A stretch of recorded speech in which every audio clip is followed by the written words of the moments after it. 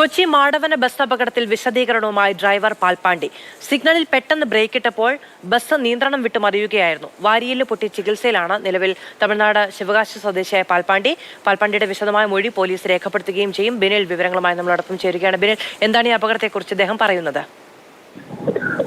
അപകടത്തിൽപ്പെട്ട കല്ലട ബസ് ഓടിച്ചിരുന്നത് തമിഴ്നാട് സ്വദേശിയായ പാൽപ്പാണ്ടിയാണ്. പാൽപ്പാണ്ടിയെ ഇന്നലെ തന്നെ പോലീസ് വിശദമായി ചോദ്യം ചെയ്യാൻ ശ്രമിച്ചിരുന്നു. പക്ഷേ വാരിയല് പൊട്ടി ചികിത്സയിലായതുകൊണ്ട് അതിന് കഴിഞ്ഞില്ല. പ്രാഥമികമായുള്ള ചോദ്യം ചെയ്യലിൽ ഈ ഡ്രൈവർ നൽകിയിരിക്കുന്ന വിശദീകരണം എന്നത് പെട്ടെന്ന് സിഗ്നലിൽ ബ്രേക്ക് ഇട്ടു. ആ സമയത്ത് വണ്ടി നിയന്ത്രണം തെറ്റി ഈ സിഗ്നൽ പോസ്റ്റിൽ ഇടിച്ചു ചരിഞ്ഞ് വീഴുകയായിരുന്നു.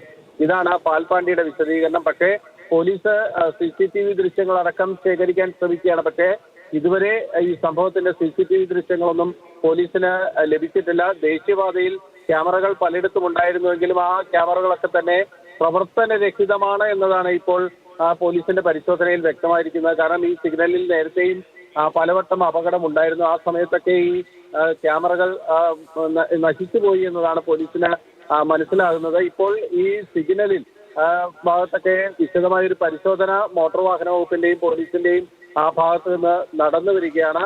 അതോടൊപ്പം തന്നെ മറ്റൊരു പ്രധാനപ്പെട്ട കാര്യമുള്ളത്, ഈ അപകടത്തിൽ മരിച്ച ജിജോ സെബാസ്റ്റ്യൻ, അതായത് ഈ സിഗ്നലിൽ ബൈക്ക് നിർത്തിയപ്പോഴാണ് ജിജോന്റെ ബൈക്കിന് പുറത്തേക്ക് ഈ ബസ് മറിഞ്ഞു വീണത്.